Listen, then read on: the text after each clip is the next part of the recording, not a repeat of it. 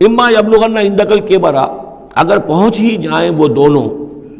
بڑھاپے تک تمہارے پاس، احدہما وہ اکیلے، کوئی ایک ان میں سے، او کلاہما یا دونوں، یعنی والدین اس بڑھاپے کی اور ضعیفی کی عمر کو پہنچ گئے،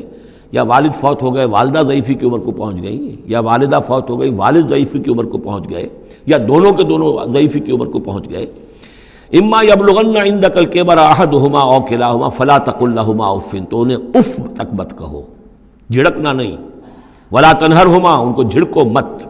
وقل لہما قولا کریما، ان سے بات کرو نرمی کے ساتھ، ادب کے ساتھ۔ کسی وقت ان کی بات ٹالنی بھی پڑ جاتی ہے، ابا جان یہ بات تو میں نہیں کر سکتا، میری مجبوری ہے، لیکن سختی کے ساتھ نہیں۔ ایسی بات نہ ہو کہ جس سے ان کا دل دکھے کہ آج یہ میرے سامنے سینہ تان کر بات کر رہا ہے، کل یہی تھا وہ جو چھوٹا چھوٹا سا لپٹتا تھا میری ٹانگوں میں آ کر، اور وہ یہی ہے جس سے میں گود میں لیے پھرتا تھا، یہ دل دکھے نہ۔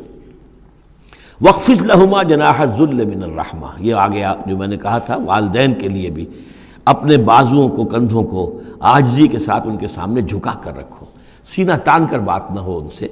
بات جب بھی ہو معلوم ہو کہ جھکے ہوئے ہیں، ان کا ادب کر رہے ہیں۔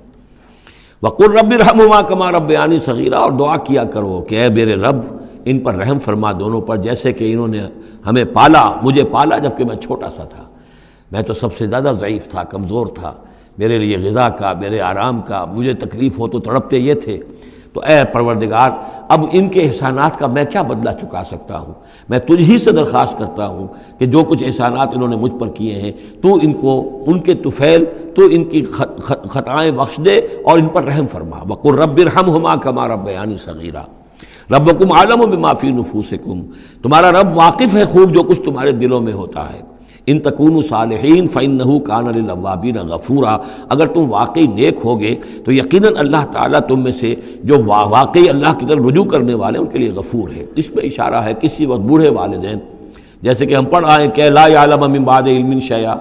وہ کبھی بچوں کی سی آتے نوت کر آتی ہیں، پھر کبھی وہ ایسی باتیں کہتے ہیں کہ جو نہیں کی جا سکتی، کہیں روکنا بھی پڑتا ہے، ٹوکنا بھی پڑتا ہے، لیکن یہ کہ اگر مجبوراً کہیں ایسی بات کرو اور کرو ادب کے ساتھ، سختی نہ ہو، تو پھر یہ کہ اللہ تعالیٰ جانتا ہے تمہاری نیت کو، کہ تم اگر اپنے والدین کی یہ بات نہیں مان پا رہے ہو، تمہاری مجبوری ہے، وہ تم جانتے ہو۔